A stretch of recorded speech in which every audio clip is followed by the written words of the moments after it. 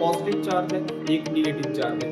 Magnitude से होना चाहिए, इस बात का ध्यान रखिएगा। तो ये क्या है, दोनों चार्ज के बीच। हाँ जी बच्चों, क्या हाल है? आई होप कि सब चंगे हो गए। तो वेलकम बैक टू अड्डा 247 फिजिक्स थेरेपी। मैं आपका एक ही सर फिर से लेकर आया हूँ फिजिक्स के एक बहुत ही अच्छी टॉपिक, बहुत ही जरूरी टॉपिक, जो कि आपको बहुत ही आसान पढ़ने वाली है बच्चों। बहुत ज्यादा लोडेड टॉपिक ये नहीं है, बहुत ज्यादा हैवी इसमें कुछ मैथमेटिकल कैलकुलेशंस नहीं है, बहुत ज्यादा हार्ड कॉन्सेप्ट नहीं है, बहुत ही ज्यादा इजी है। बहुत बड़ी आज की वीडियो नहीं होने वाली है बच्चों, बहुत इजीली आप समझ जाओगे। एग्जाम के पॉइंट ऑफ व्यू से बहुत ज्यादा जरूरी है, लेकिन हाँ, एक बार में बस समझिए, अपने माइंड को पूरी तरह फ्रेश कर लीजिए और बैठ जाइए सारे काम छोड़कर, और वीडियो में कंटिन्यू बने रहिए, तभी आपको पूरा का पूरा टॉपिक समझ में आएगा। तो चलिए आज के अपनी टॉपिक हम शुरू करते हैं। तो बच्चों, आज की हमारी जो टॉपिक है वो होने जा रही है इलेक्ट्रिक डाइपोल। इलेक्ट्रिक डाइपोल ये होता क्या है ये हम जानेंगे, और थोड़े मैथमेटिकल टर्म्स के बारे में भी जानेंगे। ठीक है, तो सिंपली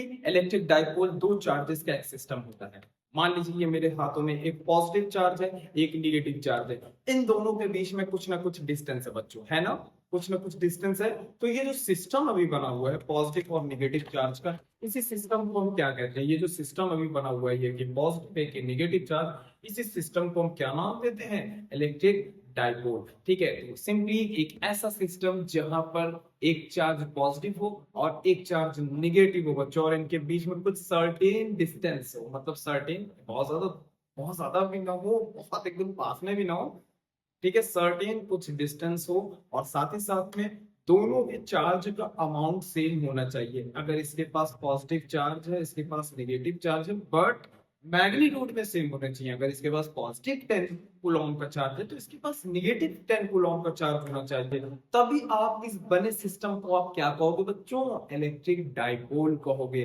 ठीक है, तो सिंपली इलेक्ट्रिक डाइपोल जो है एक फिजिकल सिस्टम होता है जिसमें दो चार्जेस होते हैं, दोनों के नेचर अपोजिट होते हैं, लेकिन दोनों की वैल्यू मींस मैग्नीट्यूड सेम होते हैं बच्चों। ठीक है, तो चलिए आगे बढ़ते हैं। तो जैसा कि बच्चों अभी मैंने बताया था आपको कि इलेक्ट्रिक डाइपोल क्या होता है। सिंपली एक सिस्टम होता है जिसमें एक चार्ज पॉजिटिव होता है, एक नेगेटिव होता है, दोनों ही कुछ डिस्टेंस पर रखे होते हैं। ठीक है, तो और साथ ही साथ मैंने ये बताया था कि दोनों का मैग्नीट्यूड सेम होता है, भले ही चार्जेस का नेचर अपोजिट होता है। ठीक है, तो वही चीज ही मैंने यहाँ आपको दिखाया है वीडियो में। देखिए, एक पॉजिटिव चार्ज है, एक नेगेटिव चार्ज है। ठीक है, तो इस सिस्टम को आप क्या नाम देते? बशर्ते कि दोनों का आपका मैग्नीट्यूड सेम होना चाहिए बच्चों, मैग्नीट्यूड सेम होना चाहिए, इस बात का ध्यान रखिएगा। दोनों का नेचर भले ही अपोजिट हो, बट मैग्नीट्यूड सेम हो। जैसे ये अगर 10 कूलॉम का चार्ज है, तो ये भी 10 कूलॉम का ही चार्ज होना चाहिए। बट अगर ये प्लस है तो ये माइनस में होना चाहिए। ठीक है, चलिए आगे बढ़ते हैं। तो बच्चों, जैसा कि मैंने अभी आपको जो जो भी समझाया है उसको मैं अब रिटर्न में करवाने जा रहा हूँ। चलिए समझते हैं। ठीक है, आप देखिए, ये एक नेगेटिव चार्ज है, ये एक पॉजिटिव चार्ज है। अगर इसके पास एक्स कूलॉम का चार्ज है, तो इसके पास भी एक्स कूलॉम का ही चार्ज होना चाहिए। बट ये माइनस में है और ये प्लस में होना चाहिए। दोनों ही देख रहे हैं आप एक पर्टिकुलर डिस्टेंस से डिवाइड करना, मतलब दोनों के बीच में एक पर्टिकुलर डिस्टेंस है। ठीक है, इन डिस्टेंस के बीच में, इनके बीच में जो डिस्टेंस होता है, इसके बीच में एकदम बीचों बीच एक पॉइंट होता है, ओरिजिन पॉइंट, जो बहुत इंपॉर्टेंट होता है। आगे आप जानोगे इस ओरिजिन पॉइंट का इंपॉर्टेंस।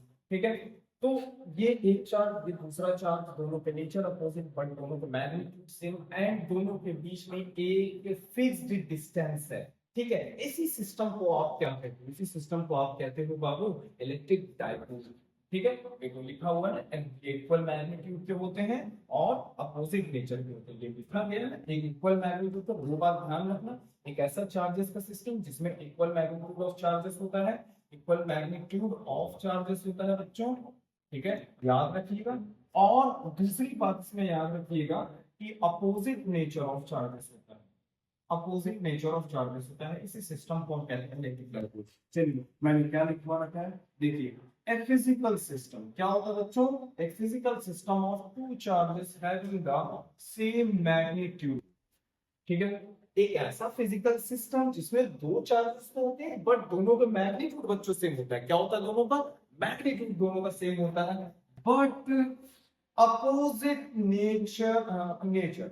लेकिन दोनों का जो नेचर होता है बच्चों, वो कैसा होता है? अपोजिट होता है, मतलब एक पॉजिटिव है तो एक नेगेटिव है। ठीक है, separated by a fixed distance, और दोनों के बीच में जो डिस्टेंस होती है वो फिक्स्ड होती है, दोनों एक डिस्टेंस से सेपरेटेड होते हैं। आई होप बच्चों क्लियर हो गया होगा आपको क्या हम कहना चाह रहे हैं। फिक्स्ड डिस्टेंस जो इनकी होती है ना बच्चों, टोटल जो फिक्स्ड डिस्टेंस यहाँ से यहाँ तक की होती है, याद रखना ये 2L की डिस्टेंस होती है। ठीक है, मींस इसका जो बीच का ओरिजिन पॉइंट है, एक चार्ज से इस ओरिजिन पॉइंट की जो डिस्टेंस ली जाती है वो स्मॉल एल ली जाती है। एक चार्ज से इस ओरिजिन पॉइंट की जो डिस्टेंस ली जाती है वो स्मॉल एल ली जाती है। अब स्मॉल एल ही हम क्यों लेते हैं, इसके पीछे का बहुत ज्यादा इंपॉर्टेंस है। क्यों? क्योंकि आगे आने वाले जितने भी कैलकुलेशंस है, चाहे एक डायपोल से आप electric field intensity find out करते हैं, एक डायपोल से इलेक्ट्रिक पोटेंशियल फाइंड आउट करना है किसी पॉइंट पर, आपको सारी डिस्टेंस मेजर करनी है इसके central point means origin point से ही कंसीडर करना है, ओ से ही सारे डिस्टेंस को मेजर करना है। एक डायपोल का ओ से ही सारी डिस्टेंस को मेजर करते हैं। ठीक है, तो आई होप बच्चों क्लियर होगा आपको ये टॉपिक। किसी को भी कोई डाउट है बच्चों तो आप कमेंट में बिल्कुल बताएं, मैं आपकी प्रॉब्लम्स को सॉल्व कर दूंगा। ठीक है, तो मुझे जहां तक लगता है आप समझ गए हैं। चलिए अपनी नेक्स्ट टॉपिक। तो जैसा कि बच्चों मैंने अभी कहा था कि सेंटर का बहुत ज्यादा इंपॉर्टेंस होता है, इस बात को भूलिएगा नहीं। सारे कैलकुलेशंस जो होते हैं एक डायपोल का सेंटर से किए जाते हैं। मैं फिर से एक बार रिप्रेजेंट कर देना चाह रहा हूँ, ये जो सेंट्रल पॉइंट का ओरिजिन पॉइंट है, इसे सेंटर ऑफ डायपोल भी कहते हैं। एक चार्ज से सेंटर के बीच में जो डिस्टेंस होती है इसे स्मॉल एल से रिप्रेजेंट करते हैं, चाहे आप नेगेटिव चार्ज से हैं या आप इस सेंटर को भी और पॉजिटिव चार्ज से डिस्टेंस के दोनों डिस्टेंस से लेंगे। ओवरऑल दोनों ही चार्जेस के बीच में जो डिस्टेंस बनती है वो बनती है बच्चों क्या, याद रखना 2L के बराबर डिस्टेंस बनती है। ठीक है, अब देखिए यहाँ पर मैंने क्या लिखवा रखा है, L represents the distance between the centre of the dipole O and either charge. ठीक है, वही जो मैंने अभी बताया कि जो L है चार्ज और डायपोल के सेंटर के बीच की डिस्टेंस होती है, डायपोल के ओरिजिन पॉइंट के बीच की डिस्टेंस होती है। ठीक है, बहुत सिंपल सी ये चीज थी बच्चों, आई होप कि क्लियर हो गया होगा ये भी। तो चलिए हम आगे की ओर बढ़ते हैं, लेकिन उससे पहले याद रखिएगा बच्चों कि डायपोल मैंने क्या बताया है। ठीक है, भूलिएगा नहीं। आई होप कि बच्चों आपने डायपोल को समझ लिया है। अब हम एक टर्म के बारे में और जानेंगे, इलेक्ट्रिक डायपोल मोमेंट। ठीक है, डायपोल मोमेंट के बारे में भी हम जानेंगे। उससे पहले आप थोड़ा सा डिफरेंस जान लें कि डायपोल क्या होता है और डायपोल मोमेंट क्या होता है। चलिए आगे देखते हैं। तो सबसे पहला अगर हम बात करें तो एक डायपोल जो होता है ये फिजिकल सिस्टम होता है, वो फिजिकल इंटेंसिटी होती है। ठीक है ना, फिजिकल एंटिटी होती है, सॉरी फिजिकल इंटेंसिटी होती है, ये एक फिजिकली सिस्टम होता है। ये सबसे पहला पॉइंट आप याद रखिएगा, डायपोल क्या होता है, फिजिकल इंटेंसिटी। ठीक है, डायपोल मोमेंट की अगर हम बात करें तो बच्चों डायपोल मोमेंट जो होता है, सॉरी ये जो डायपोल मोमेंट होता है ना, ये एक मैथमेटिकल एक्सप्रेशन होता है। सिंपली क्या होता है, ये एक मैथमेटिकल एक्सप्रेशन होता है, मैथमेटिकल वेक्टर एक क्वांटिटी होती है। अब इसका क्या फॉर्मूला होता है ये अभी थोड़ी देर बाद हम बताएंगे आपको। दूसरी चीज याद रखना कि एक डायपोल जो होता है system of two opposite equal charges separated by distance 2L। एक डायपोल एक ऐसा सिस्टम होता है जिसमें दो चार्जेस होते हैं और दोनों ही का मैग्नीट्यूड सेम होता है। इक्वल चार्जेस के कहने का मतलब दोनों का फिक्स्ड मैग्नीट्यूड होता है, इक्वल मैग्नीट्यूड होता है, और दोनों के बीच में जो डिस्टेंस होती है वो 2L होती है। ये एक डायपोल की बात हम कर रहे हैं जो कि एक फिजिकल सिस्टम होता है। डायपोल मूवमेंट की अगर हम बात करें तो सिंपली एक मैथमेटिकल टर्म होता है बच्चों, एक नई फिजिकल क्वांटिटी होती है जिसकी डायरेक्शन कहां से कहां होती है, याद रखो, जिसकी डायरेक्शन नेगेटिव चार्ज से पॉजिटिव चार्ज की हो रही होती है। अगर ये एक डायपोल है तो इधर की ओर डायपोल मूवमेंट की डायरेक्शन होती है कहां से कहां, नेगेटिव से पॉजिटिव की ओर। ठीक है, तो इसकी डेफिनेशन में हम क्या कर सकते हैं बच्चों, इसकी डेफिनेशन में हम क्या देख सकते हैं, the product of charge magnitude. किसका प्रोडक्ट है, चार्ज मैग्नीट्यूड, मतलब इस डायपोल के जितना भी मैग्नीट्यूड होगा, एक्स कूलॉम का या जितने भी मैग्नीट्यूड के चार्ज होंगे उसका magnitude and the separated distance, और उनके बीच में जो डिस्टेंस है उसके मैग्नीट्यूड का प्रोडक्ट होता है। ठीक है ना, किसका प्रोडक्ट होता है बच्चों, जो चार्ज का मैग्नीट्यूड होता है और उन दोनों ही चार्जेस के बीच में डिस्टेंस का। ठीक है, अब मेजर सिंपली इसके बाद हम बढ़ेंगे, a measure of the charge separation in the molecule। ठीक है। ये भी कह सकते हो जैसे एक मॉलिक्यूल होता है उसमें पॉजिटिव निगेटिव होते हैं, पॉजिटिव निगेटिव चार्ज होते हैं, सेम अमाउंट के होते हैं, उनके बीच में भी कुछ ना कुछ डिस्टेंस होती है। बहरहाल ये तो मॉलिक्यूलर स्टडी में चलेगी ना, उसमें हम नहीं जाएंगे। यहाँ पर आपको बहुत बेसिक बेसिक जानकारी रखनी है इलेक्ट्रिक डाइपोल और इलेक्ट्रिक डाइपोल मोमेंट के बारे में, डाइपोल मोमेंट के बारे में। तो ये फिजिकल सिस्टम है और इसमें बच्चों दो चार्जेस होते हैं, सेम मैग्नीट्यूड के होते हैं, मतलब वैल्यू के होते हैं, बट अपोजिट नेचर के होता है, दोनों के बीच डिस्टेंस होती है। ये एक मैथमेटिकल एक्सप्रेशन है, एक वेक्टर क्वांटिटी है, एक नई फिजिकल क्वांटिटी है जिसकी डायरेक्शन नेगेटिव से पॉजिटिव की होती है। याद रखना, इसमें एक चीज और याद रखना, इसकी डायरेक्शन कहां से कहां होती है बाबू?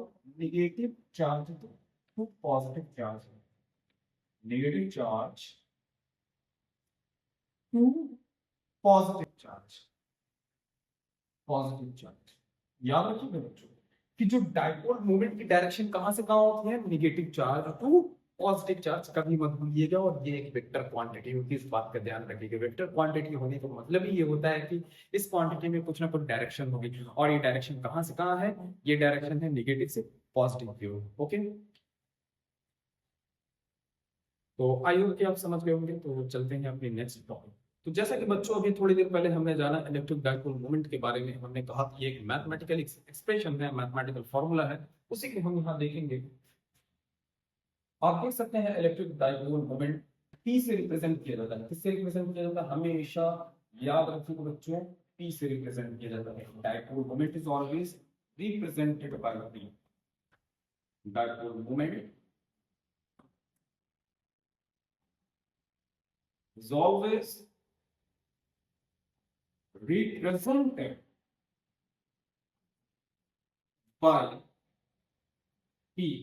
याद रखिएगा, इलेक्ट्रिसिटी में डाइपोल को P से रिप्रेजेंट किया जाता है। ठीक है, और क्यों? क्या चार्ज का अमाउंट है मैग्नीट्यूड, इन दोनों चार्ज में अगर ये 10 कूलॉम प्लस में ये माइनस में, तो ये सिर्फ आपको मैग्नीट्यूड लेना है 10। ओके, वही मैग्नीट्यूड ये रिप्रेजेंट कर रहा है Q। याद रखिए 12, आप जानते हो 12 क्या है? दोनों चार्ज के बीच में डिस्टेंस है, दोनों चार्ज के बीच में डिस्टेंस। और L क्या है इसमें? L है आपका सेंटर, डाइपोल के सेंटर और चार्ज के बीच में डिस्टेंस। ठीक है, डाइपोल के सेंटर से चाहे नेगेटिव चार्ज की डिस्टेंस में, डाइपोल के सेंटर से चाहे पॉजिटिव चार्ज की डिस्टेंस में, दोनों ही सेम होती है, L होती है। हमने बताया कि आप सेंटर ही क्यों इम्पोर्टेंस है, सेंटर ही क्यों इम्पोर्टेंट है, इस बात को मैंने बताया था कि किसी सेंटर से ही सारे ऑब्जर्वेशन, सारे कैलकुलेशन किए जाते हैं, इसीलिए इस बात का आप ध्यान दीजिएगा बच्चों। ओके, तो आई होप कि आप समझ गए होंगे कि एक डाइपोल मोमेंट का क्या कंप्लीट फॉर्मूला बनता है। ये आपके सामने एक डाइपोल मोमेंट का कंप्लीट फॉर्मूला है, इसको भी याद कर लीजिएगा। इसकी यूनिट क्या बनेगी? इसको हम मेजर किसमें करेंगे बच्चों? इसको मेजर करते हैं हम इसमें, ये चार्ज की यूनिट क्या होगी? है कूलॉम। ये तो एक तरह से डिस्टेंस ही है, L, तो कूलॉम मीटर। L मतलब लेंथ, लेंथ को आप किसमें मेजर करते हो बच्चों? मीटर में। ओके, तो कूलॉम मीटर इसकी यूनिट होने वाली है, आप इसी में भी इसको मेजर करोगे, याद रखिएगा इसको। ठीक है बच्चों, और एक चीज और याद रखना कि डाइपोल मोमेंट की डायरेक्शन कहां से कहां होती है? हमेशा नेगेटिव चार्ज से पॉजिटिव चार्ज की होती है। ये दो चीजें हमेशा डाइपोल मोमेंट के बारे में याद रखना बच्चों। ठीक है ना, डाइपोल मोमेंट की जो डायरेक्शन होती है वो कहां से कहां होती है? नेगेटिव से पॉजिटिव की ओर। ये एक वेक्टर क्वांटिटी होती है, साथ ही साथ में इसका जो यूनिट होता है वो कूलॉम मीटर होता है। यूनिट्स तो आपको हर फिजिकल क्वांटिटी में याद रखनी है, क्योंकि यूनिट्स बहुत ही ज्यादा इंपॉर्टेंट होते हैं। बच्चे अक्सर कैलकुलेशंस करते हैं, कैलकुलेशंस बच्चे करते हैं एग्जाम्स में, टेस्ट में, लेकिन यूनिट्स ही नहीं लगाते हैं। तो क्या माना जाएगा? फिजिक्स में यूनिट्स नहीं लगाओगे तो वो रिजेक्ट हो जाएगा, क्वेश्चन ही पूरा आपका सॉल्यूशन ही रिजेक्ट हो जाएगा। आपको जो क्वेश्चन दिया जाता है उसमें हर एक चीज की यूनिट दी होती है, अगर यूनिट स्टैंडर्ड यूनिट में नहीं है, ऐसा यूनिट नहीं है, तो आप उसे कन्वर्ट कीजिए, अदरवाइज वो रिजेक्ट हो जाएगा अगर आप कन्वर्ट नहीं करोगे या फाइनल आंसर में यूनिट ही नहीं लगा रहे हो। फिजिक्स में यूनिट्स का बहुत इंपॉर्टेंट है, जो कि क्लास 11 के टॉपिक से है। ठीक है, मेजरमेंट और यूनिट्स में आपने जाना होगा। ठीक है, उन उसके बारे में भी हम लेक्चर्स लेकर आएंगे क्लास 11 वालों के लिए भी। ठीक है, तो आई होप कि बच्चों आपने ये टॉपिक समझ ली है। इलेक्ट्रिक डाइपोल मोमेंट क्या होता है, इलेक्ट्रिक डाइपोल क्या होता है, डाइपोल डायरेक्शन कहाँ से कहाँ होती है, सिंपली जो मैथमेटिकल एक्सप्रेशंस डाइपोल मोमेंट के लिए है वो आपको याद रखना है, इसकी यूनिट याद रखना है बच्चों। तो जितनी भी चीजें आज पढ़ाई गई है उसके बारे में आपको डाउट नहीं होना चाहिए। अगर किसी को भी कोई भी प्रॉब्लम है तो बच्चों बिल्कुल बेझिझक कमेंट सेक्शन में आप अपने कमेंट्स भेजिए, मैं आपके सवालों के जवाब जरूर दूंगा। तो चलिए अपनी नेक्स्ट टॉपिक। तो बच्चों इस लेक्चर में हम जानने जा रहे हैं कि एक इलेक्ट्रिक डाइपोल जब एक्सटर्नल इलेक्ट्रिक फील्ड में रखा जाता है तो वो कैसा बिहेवियर शो करता है। कुछ ऐसा बिहेवियर शो करता है कि सपोज ये एक इलेक्ट्रिक डाइपोल है बच्चों, ये इसका निगेटिव चार्ज है, ये इसका पॉजिटिव चार्ज है। हमेशा जब भी इसको हम इलेक्ट्रिक फील्ड में रखेंगे, उठाकर किसी एक्सटर्नल इलेक्ट्रिक फील्ड में रखेंगे, तो ये अलाइन हो जाता है इलेक्ट्रिक फील्ड की डायरेक्शन में। मींस अगर इसके डाइपोल की डायरेक्शन इधर है और इलेक्ट्रिक फील्ड इधर की ओर है, तो हमेशा ये इलेक्ट्रिक फील्ड की डायरेक्शन में अलाइनमेंट बना लेता है। आइए यहाँ देखते हैं।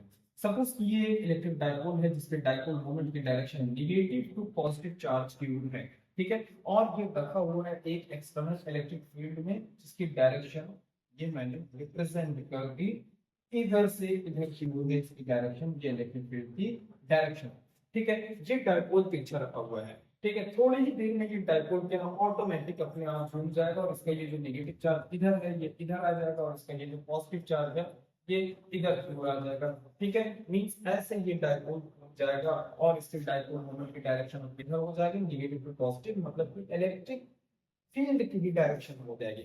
आप डाइपोल को चाहे जैसे रखें एक्सटर्नल इलेक्ट्रिक फील्ड में, चाहे जैसे रखें, चाहे मैंने ऐसे रख दिया ये डाइपोल, आप इसे कंसीडर कीजिए जिसके ये निचला हिस्सा जो है नेगेटिव चार्ज और ये नॉर्थ साइड का हिस्सा पॉजिटिव चार्ज की तरह कंसीडर कीजिए, ठीक है। अगर मैंने इसको ऐसे तिरछा रखा और इलेक्ट्रिक फील्ड की डायरेक्शन अभी भी इधर की ओर ही है, इधर की ओर ही है, ठीक है, और मैंने ऐसे इसे तिरछा रखा तो ये ऑटोमेटिक अलाइन होकर घूम जाएगा किसकी डायरेक्शन में, इलेक्ट्रिक फील्ड की डायरेक्शन में। चाहे मैंने ऐसे रखा ये घूम जाएगा, चाहे मैंने ऐसे रखा ये घूम जाएगा, चाहे मैंने ऐसे रखा ये फिर भी घूम जाएगा, चाहे मैंने ऐसे रखा ये फिर भी ऑटोमेटिक घूम जाएगा। हमेशा किसकी डायरेक्शन में घूमेगा, इलेक्ट्रिक फील्ड की डायरेक्शन में। मींस इलेक्ट्रिक डाइपोल मोमेंट की जो डायरेक्शन है हमेशा इलेक्ट्रिक फील्ड की डायरेक्शन में ही होना चाहती है बच्चों। तो यही मैंने आपको बताया, ठीक है।